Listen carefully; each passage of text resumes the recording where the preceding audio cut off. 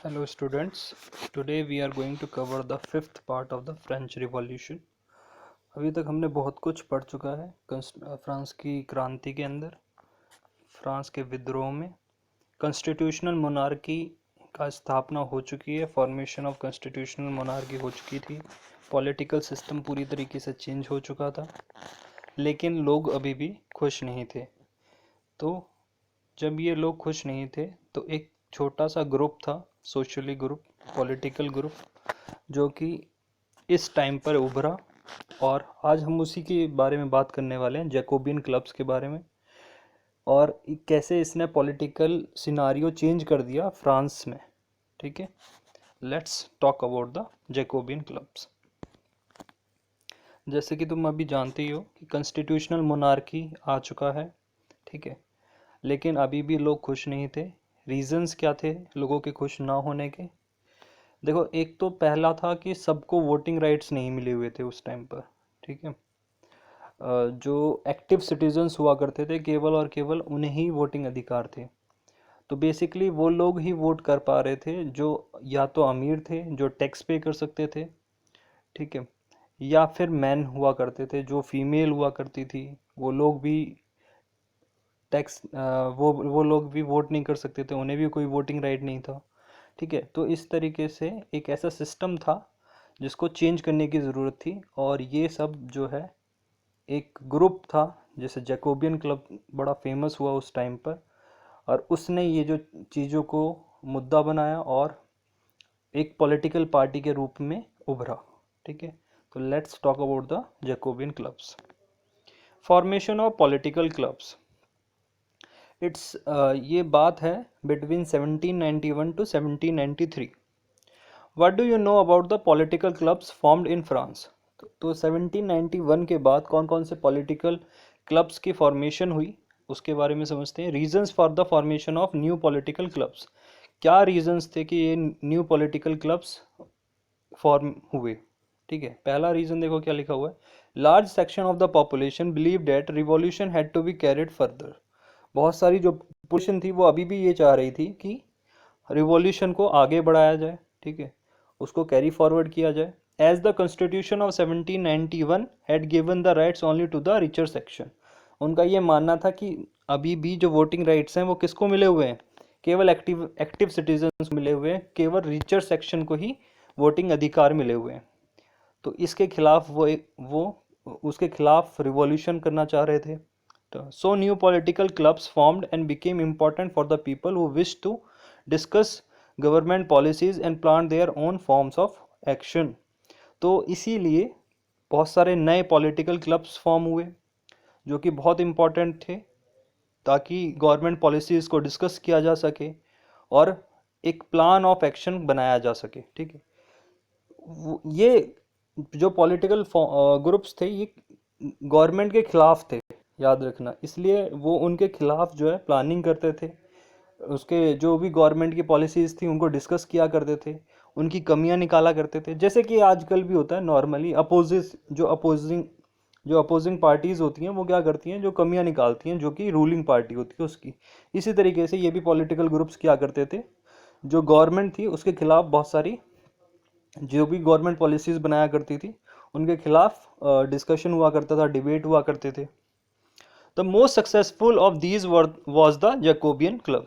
ठीक है, उस टाइम पर एक बड़ा फेमस पॉलिटिकल पार्टी उभर के आई जिसे कहा जाता था जैकोबियन क्लब। वो got its name from the convent of saint Jacob in Paris. एक कन्वेंट हुआ करते थे जिनका नाम था सेंट जैकब इन पेरिस। ठीक है, जैसे बहुत ही फेमस धर्मगुरु की तरह मान लो इन्हें। ठीक है, वो थे, उनके नाम पर ये क्लब का फॉर्मेशन किया था इन्होंने। Women to form their own clubs to get the right to vote. तो जैसे कि मैंने बताया कि जो पुअर पीपल थे और जो कि वुमेन्स थी, इन दोनों को ही वोटिंग राइट नहीं मिले हुए थे। ठीक है, तो वुमेन्स ने भी अपना क्लब फॉर्म कर लिए थे, और बहुत सारे political clubs during this time form हुए। ठीक है, तो ये रीजंस याद रख लेना कि क्या रीजंस थे, क्योंकि उनको लग रहा था कि जो रिचर सेक्शन है उसी को केवल राइट्स मिले हुए हैं। ठीक है, और वो जो गवर्नमेंट पॉलिसीज थी उससे खुश नहीं थे, और तो इसलिए उन्होंने जैकोबियन क्लब, और उन्हें तीसरा क्या है, राइट टू वोट उन्हें नहीं मिला हुआ था सारे लोगों को, तो इस वजह से भी वो लोगों ने क्या किया, कुछ पॉलिटिकल क्लब्स फॉर्म करना स्टार्ट कर दिया था। ठीक है, जैकोबियन क्लब्स वाले जो लोग थे ये बड़े फेमस हुए उस टाइम पे, ड्यूरिंग दिस टाइम 1791-92 के टाइम की बात है। ठीक है, और क्या रीजंस थे इनके फेमस होने के, और किस तरीके के दिखते थे ये जैकोबियन क्लब्स के मेंबर्स। वो were the members of the Jacobian club. कौन लोग थे इसके मेंबर, कौन हुआ करते थे जैकोबियन क्लब में, कौन ज्वाइन करता था इस पार्टी को।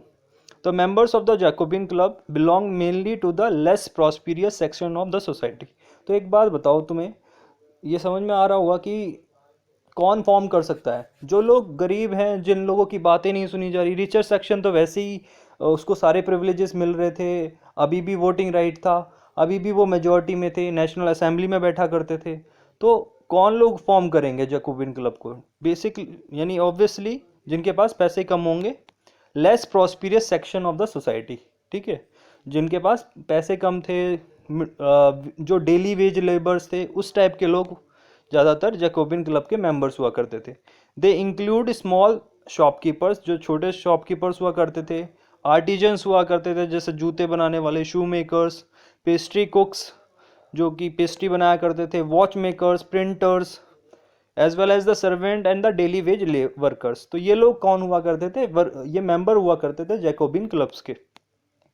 इनके लीडर थे एक बड़े फेमस, और यही हैं जो बाद में जाके जब डेमोक्रेसी रिपब्लिक बनेगा फ्रांस, तब ये वोट जीत जाते हैं, विन कर जाते हैं, और एक साल के लिए ये भी रूल करते हैं उसको, फ्रांस को। इनका नाम था मैक्सिमिलियन डी रॉबेस्पियर। ठीक है, he was the very famous leader. और बाद में अभी तुम इसके बाद समझोगे कि एक तरीके के तानाशाह निकलते हैं। ठीक है, a large group among the Jacobins decided to start wearing long strip trousers similar to those worn by the dock workers। जो जैकोबियन क्लब वाले मेंबर्स थे, वो लोग अपने आप को दूसरी पॉलिटिकल पार्टीज या दूसरे जो लीडर्स हुआ करते थे उनसे डिफरेंट दिखाना चाहते थे। तो उन्होंने क्या किया, they start wearing the long strip. ठीक है, लॉन्ग स्ट्रिप के जो ट्राउजर्स हुआ करते थे वो पहन के वो पहना करते थे वो ज़्यादातर। ठीक है, जो कि जो डॉक वर्कर्स होते हैं ना, डॉक वर्कर्स कौन से होते हैं, जो शिप पे काम करते हैं। तो ये देखो फुल स्लीव्स इनकी पैंट रहा करती थी, याद रख लेना, ये जो ये पैंट दिखाई हुई है ना, तो इस तरीके की फुल स्लीव पैंट हुआ करती थी इनकी। ठीक है, तो देखो ये कुछ इस तरीके के ये दिखते थे। ये मेल है और ये फीमेल है। ठीक है, अभी मैं इसे समझा देता हूँ। वाई जैकोबियन मेंबर्स वो डिफरेंट काइंड ऑफ क्लोथ, तो क्या रीजंस थे वो डिफरेंट काइंड ऑफ क्लोथ पहना करते थे, तो मैंने अभी बताया, to set them self apart from the fashionable sections of the society, specially nobles वो वोर नी ब्रीचेस। ठीक है, नी ब्रीचेस आप आज सर्च करना कि कैसे होते थे नी ब्रीचेस।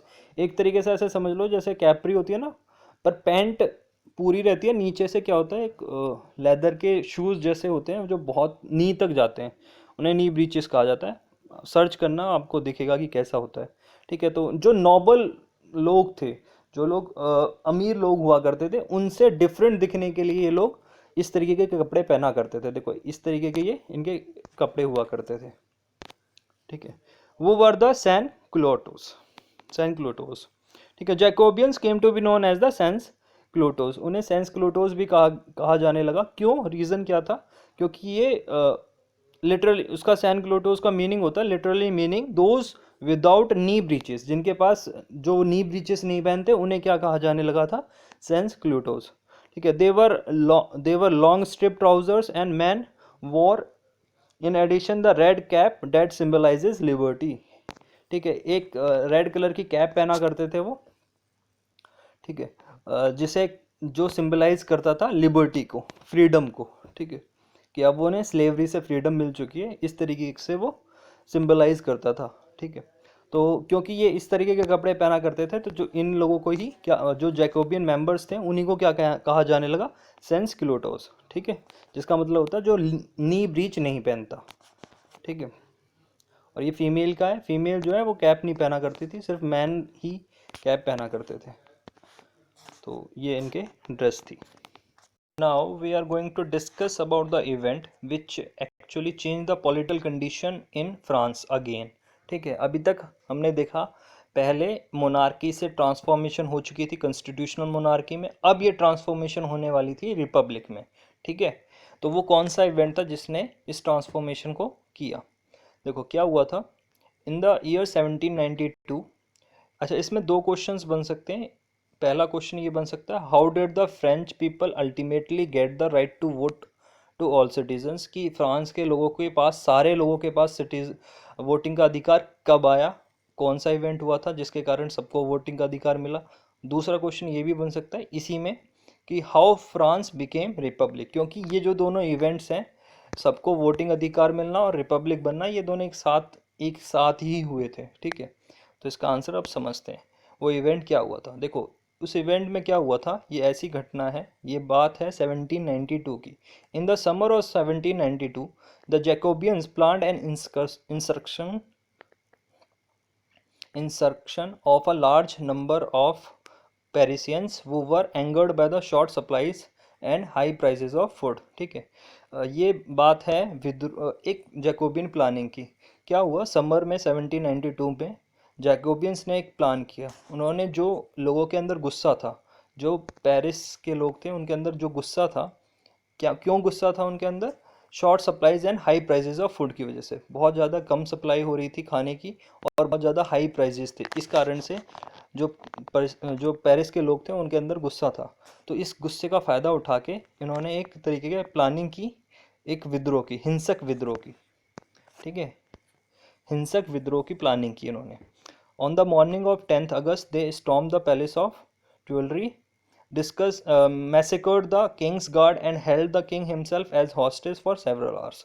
ठीक है, उन्होंने 10 अगस्त को मॉर्निंग में पैलेस ऑफ ट्यूलरी, वहाँ पर गए वो लोग जहाँ पर राजा निवास करते थे, और उसको तोड़ा इन द सेंस कि राजा का जो रूम था वहाँ पर वो घुस गए, और जो किंग्स के गार्ड थे जितने भी थे उनको पहले मार दिया गया। उसके बाद जो राजा था उसको बंदी बना लिया गया कई घंटों के लिए।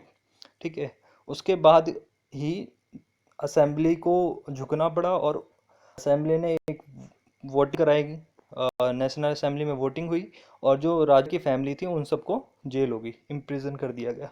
ठीक है, इसी के बाद लोगों के मन में जैकोबियन क्लब के लिए बहुत ही ज़्यादा इम्पोर्टेंस बढ़ गई। जैकोबियन क्लब को बहुत ज़्यादा हीरो मानने लगे लोग। ठीक है, तो जो अगले इलेक्शन हुए तभी तुरंत इलेक्शंस कराए गए, और जब वो इलेक्शंस हुए तो उसमें जैकोबियंस जो है वो जीते। ठीक है, और जब वो जीत, उसी इलेक्शंस में सबको वोटिंग राइट मिले थे, जितने भी 21 साल से जो भी ऑल मैन वो of 21 years of age and above regardless of wealth got the right to vote. किसी के पास प्रॉपर्टी हो या ना हो, सब जो भी 21 साल का कोई भी आदमी है, मैन, अभी भी मैन को वोटिंग राइट मिला हुआ है, विमेन को नहीं मिला हुआ, याद रख लेना। ठीक है, जितने भी 21 साल के लोग थे, चाहे वो अमीर हो या ना हो, जो कोई टैक्स देता हो या ना देता हो, सबको वोटिंग राइट मिले, और सब लोगों ने जैकोबियन क्लब को ही वोट किया। ठीक है, और एक नई इलेक्टेड असेंबली बनी, और उस असेंबली का नाम भी अब इन्होंने बदल दिया। अब इसे क्या कहा जाने लगा? कन्वेंशन। पहले क्या कहा जाता था? देखो पहले कहा जाता था स्टेट जनरल। ठीक है, पहले इसे कहा जाता था स्टेट जनरल, उसके बाद उसका नाम बदल के क्या हो गया था? नेशनल असेंबली, या नेशनल कॉन्स्टिट्यूशनल असेंबली भी कह सकते हो आप इसे। ठीक है, उसके बाद अब नेशनल असेंबली से इसका नाम क्या बदल के हो गया है? कन्वेंशन। ठीक है, तो नाम याद रख लेना कि बदलते जा रहे हैं। ठीक है, तो ये था from constitutional monarchy to republic. ये कब की बात है? ये बात है 21 सितंबर 1792 की। देखो अब क्या हुआ था, नेशनल असेंबली का नाम बदल के क्या हो गया था? कन्वेंशन। जो नई पॉलिटिकल पार्टी जो जीती थी, जैकोबियन क्लब, ठीक है, उन्होंने अपनी असेंबली का नाम क्या रख दिया? कन्वेंशन। और ये कब हुआ था? 21 सितंबर 1792 को। ठीक है, it abolish the monarchy and declare France a republic. उस दिन उन्होंने मोनार्की सिस्टम को पूरी तरीके से ख़त्म कर दिया और फ्रांस को एक रिपब्लिक घोषित कर दिया। रिपब्लिक क्या होता है? Republic is a form of government where the people elect the government. उसमें क्या करेंगे? लोग जो है गवर्नमेंट को इलेक्ट करेंगे, याद रख लेना, इलेक्शंस होंगे proper, including the head of the government, यहाँ तक कि जो हेड होगा गवर्नमेंट का उसको भी कौन इलेक्ट करेगा, लोग इलेक्ट करेंगे। अगर मैं तुम्हें याद कराऊं, कॉन्स्टिट्यूशनल जो मोनार्की थी उसके अंदर राजा को अलग से पावर दी हुई थी और उसे हेड बनाया हुआ था, ठीक है। तो अब ऐसा नहीं था, रिपब्लिक में क्या है, हेड को भी आपको इलेक्ट करना होगा, तो अब उसे क्या कहा जाता है, रिपब्लिक कहा जाता है। There is no hereditary monarchy, कोई हेरिडेटरी मोनार्की नहीं होगी कि राजा का बेटा राजा नहीं बनेगा, ठीक है। उन्होंने पूरी तरीके से मोनार्की सिस्टम को ख़त्म कर दिया। किसने, जैकोबिन क्लब्स ने। Louis 16 was sentence to death by a court on the charges of treason, ठीक है। जो लुइस 16 थे उनको डेथ का चार्ज, उन्हें डेथ पेनल्टी लगी क्योंकि उन्होंने राज्य के खिलाफ जो है विद्रोह किया था। ट्रेजन का मतलब वही होता है, राज्य के खिलाफ, मतलब देश विद्रोह किया था उन्होंने। क्योंकि उन्होंने क्या किया था, पर्शिया के साथ और ऑस्ट्रिया के साथ मिलकर वो फ्रांस पे आक्रमण करवा के वापस से सत्ता लेना चाह रहे थे ना, तो उसके चार्ज पे इन्हें सेंटेंस टू डेथ कर दिया गया, इन्हें फांसी लगा दी गई थी, ठीक है। ऑन 21 जनवरी 1793 को ही was executed publicly at the place de Concorde, ठीक है। ये जगह का नाम है जहाँ पर इन्हें फांसी लगाई गई थी, और ये कब हुआ था, 21 जनवरी 1793 को। The queen Maria met with the same fate shortly after, और उसके बाद उनकी जो वाइफ थी, क्वीन थी जो मारिया, उनको भी फांसी की सज़ा हुई थी, ठीक है। तो इस तरीके से कॉन्स्टिट्यूशनल मोनार्की ख़त्म हो जाती है और अब रिपब्लिक्स का शासन आ जाता है, ठीक है। अब हम बात करते हैं कि जब ये जैकोबियन क्लब्स वाले जो हैं पॉलिटिकल पार्टी बन जाती है और ये जब राज करना स्टार्ट करते हैं तो क्या क्या चेंजेस आते हैं पॉलिटिकली, ठीक है। Let's begin. देखो, जब ये जैकोबियन क्लब सत्ता में आए और जब ये जीत गए, रिपब्लिक इन्होंने बना दिया, ठीक है, तब भी लोग जो है खुश, मतलब तब भी वो जो समय था वो अच्छा समय नहीं था फ्रांस के लिए। इस समय को कहा जाता है द राइन ऑफ टेरर। 1793 से लेके 1794, अभी तुम्हें याद होगा कि 1792 में, सितंबर 1792 में रिपब्लिक आ जाते हैं। ये कन्वेंशन इन्होंने बना लिया था, नेशनल असेंबली को तोड़ के इन द सेंस उसका नाम बदल दिया था, कन्वेंशन रख दिया था, और अब जो है जैकोबिन क्लब का राज था, ठीक है। 1793 से जैसे ही उसके पास पावर आती है, मैक्सिमिलियन रॉबर्सपी उनका लीडर था और उसने ही गवर्नमेंट बनाई थी। तो जो मैक्सिमिलियन रॉबर्सपी है, जब उसके पास पावर आती है तो उसका पावर का वो बहुत ही ज़्यादा दुरुपयोग करता है, और जो इसका समय है जब जब ये रूल करता है, उस टाइम के समय को कहा जाता है द राइन ऑफ टेरर, आतंक का शासन, ठीक है। एक तरीके से आतंक राज था इस टाइम पर, लोग डरा करते थे इससे बहुत ही ज़्यादा, क्योंकि इसकी पॉलिसीज़ बहुत ही ज़्यादा हार्ड थी, बहुत ज़्यादा डिफ़िकल्ट पनिशमेंट्स ये दिया करता था, ठीक है। तो इसे क्यों आतंक का शासन कहा जाता है, इसके बारे में समझते हैं, ठीक है। The period of 1793 to 1794 is referred as the reign of terror, ठीक है। 1793 से 1794 के समय को क्या कहा जाता है, आतंक का शासन, ठीक है। Maximilian was the leader of the Jacobin club वो फॉर्म्ड अ गवर्नमेंट। तो कौन उस टाइम पर हेड हुआ करते थे, मैक्सिमिलियन रॉबर्सपी, ठीक है, इनका ही शासन था। Why it was called as the reign of terror in France, reign of terror ही क्यों कहा गया है, इसे क्या कारण थे इसके। देखो, जो रॉबर्सपी थे जो, वो बहुत ही ज़्यादा हार्श पॉलिसीज़ थी उनकी, बहुत ही ज़्यादा डिफ़िकल्ट पॉलिसीज़ थी, बहुत सीवियर कंट्रोल करके रखते थे। सीवियर का मतलब बहुत ज़्यादा पकड़ के रखते थे वो लोग, ठीक है।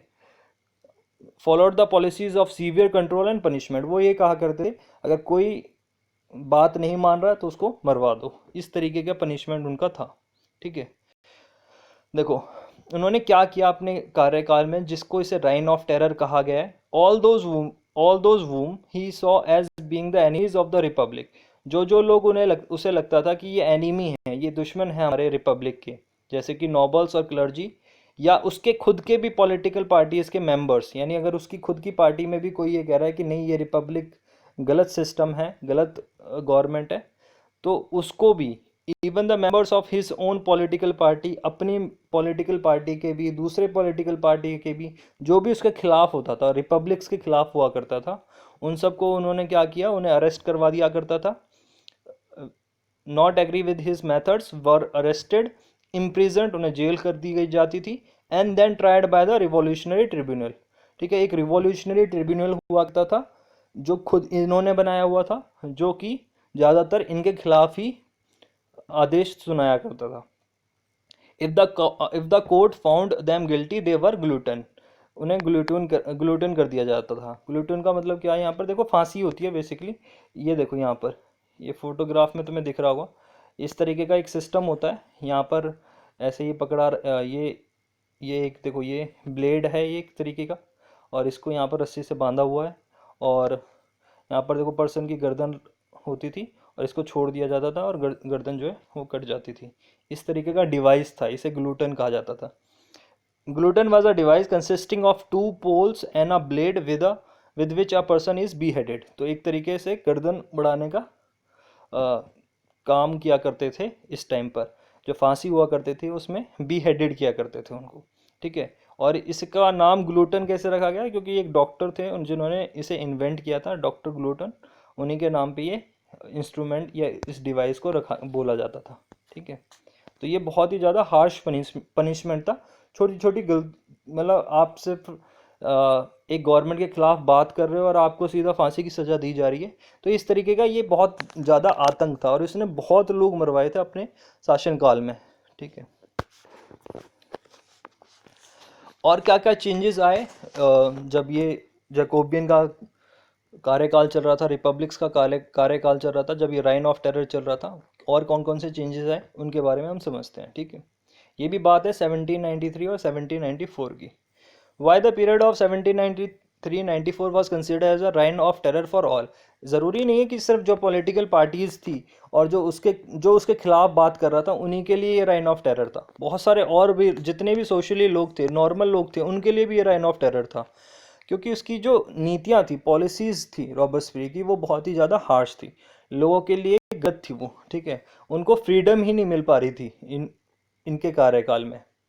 जबकि वो खुद जो है गरीब उसमें से आया था, उसने जब क्लब बनाया था तब एक गरीबों का क्लब था, लेकिन जैसे ही वो पावर पे आया तो उसके सिर पे वो पावर चढ़ जाती है और वो सारी जो है नेगेटिव चीज़ें ही करने लग जाता है, ठीक है। एक तरीके से एक डिक्टेटर की तरह बिहेव करता है। देखो समझते हैं कि क्या क्या उसकी पॉलिसीज़ थी जिसके कारण वो ज़्यादा उसके खिलाफ भी नफरत होने लग जाती है लोगों को। Robespierre's government issued laws placing a maximum ceiling on the wage and prices. देखो उसने क्या किया, सबसे पहले सीलिंग लगा दी।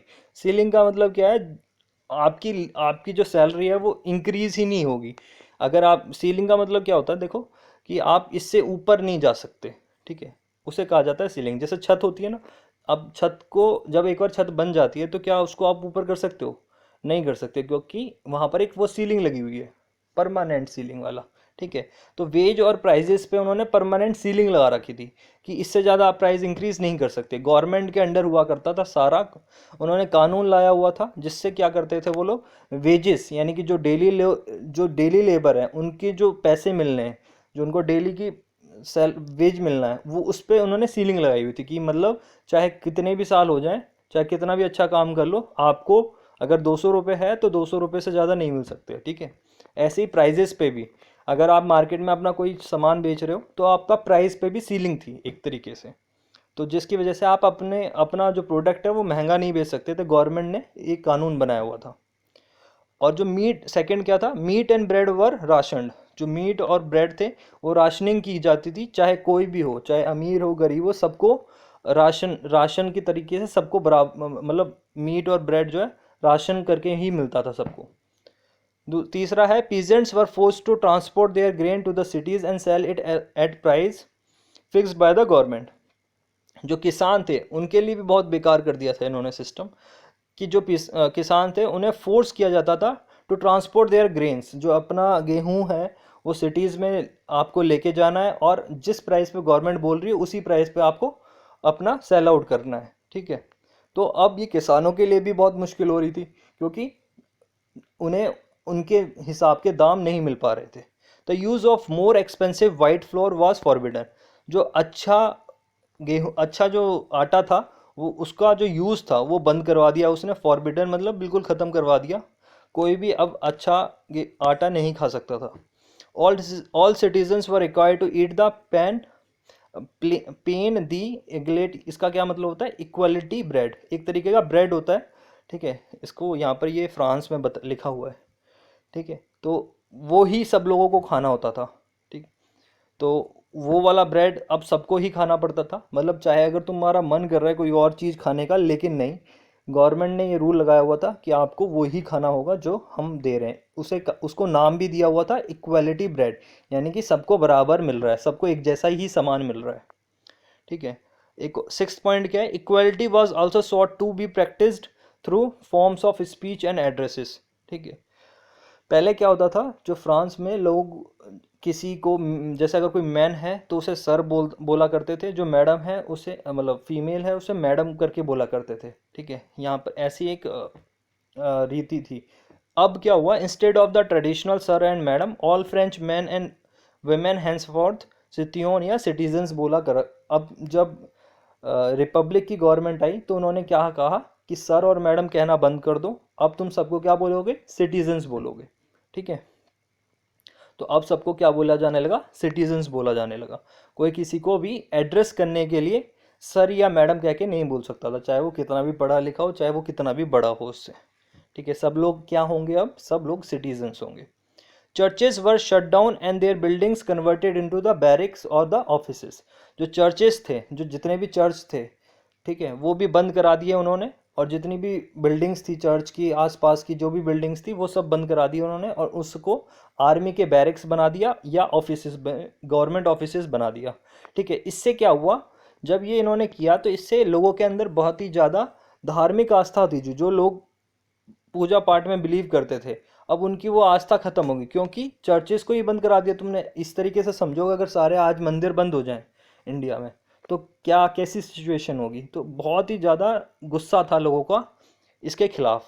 ठीक है, क्योंकि इसकी जो ये पॉलिसीज थी, ये नॉर्मल लोगों के लिए भी फ़ायदेमंद नहीं थी, ये अपनी मर्जी से ही काम करे जा रहा था। ठीक है, तो इस तो इसका कभी ना कभी तो अंत आना था, तो वो अंत आया 1794 में, end of the reign of terror.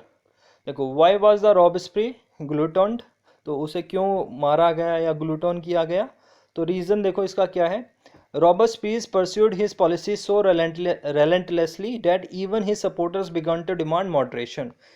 उसकी पॉलिसीज इतनी ज़्यादा बेकार थी, इतनी ज़्यादा रिलेंटलेस थी, मतलब रुक ही नहीं रही थी, गलत पे गलत डिसीजन लिए जा रहा था, कि उसके जो उसके सपोर्टर्स थे वो भी अब इससे पीछा छुड़ाना चाह रहे थे। वो भी ये चाह रहे थे कि इसी को किसी ना किसी तरीके से इसको सत्ता से हटाया जाए।